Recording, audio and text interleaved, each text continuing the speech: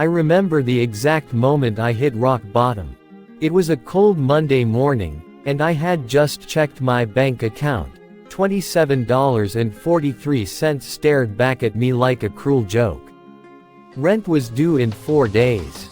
I had no savings, no plan, and no idea how I'd get through the week, let alone the rest of my life. I wasn't lazy. I was working 50 hours a week at a job that drained me. But between student loans, credit card debt, and a car payment, I was sinking fast. It felt like I was running on a treadmill that kept speeding up. Every time I made a little progress, something, an unexpected bill, a car repair, a late fee, would knock me back. That morning, I made a decision. I wasn't going to live like this anymore. Step 1. I faced my financial reality. First, I took out a notebook and wrote down everything I owed. It was painful. Over $45,000 in debt. Credit cards, student loans, and a maxed-out personal loan. I cried hard, but writing it down gave me clarity. For the first time, I could see the size of the monster I was fighting. Next, I made a list of all my monthly expenses. I was shocked to discover how much I was bleeding in subscriptions, eating out, and impulse buys. That's when I made the first real change. I canceled everything non-essential. Step 2. I learned a lot.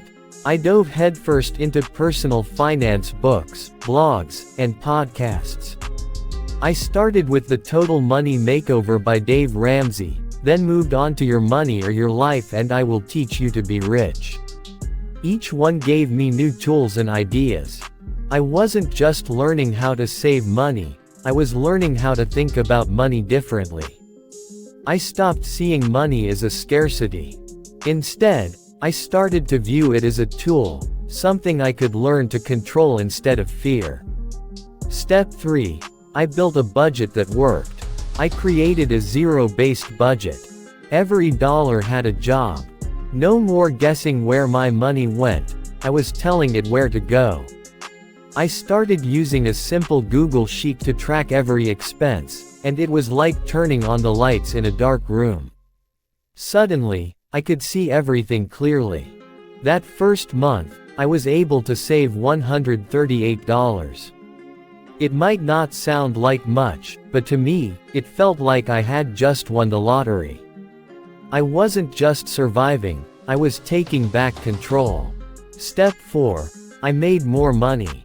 Cutting expenses wasn't enough. I needed to earn more if I wanted to dig out of my hole. I picked up a side hustle delivering groceries in the evenings and started freelancing on weekends. I used every spare moment to bring in extra cash. Within 6 months, I was making an extra $800, $1,200 a month. That all went toward my debt. Step 5. I paid off all my debt. I used the debt snowball method. I started with my smallest debt and attacked it with everything I had while making minimum payments on the rest. Every time I paid one off, I gained momentum and motivation. It took 23 months, but I paid off all $45,000. I'll never forget the day I made that final payment.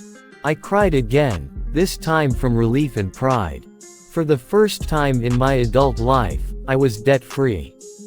Step 6. I started investing. Once I was debt-free, I turned my focus to building wealth. I opened a Roth IRA, maxed out my employer's 401k match, and began learning about index funds. I kept my lifestyle lean and poured as much as I could into my investments. Now, 3 years after that $27 bank balance, I have over $38,000 invested, an emergency fund with 6 months of expenses, and a growing online side business that brings in more than my old 9to5 ever did. Final thoughts. Anyone can do this.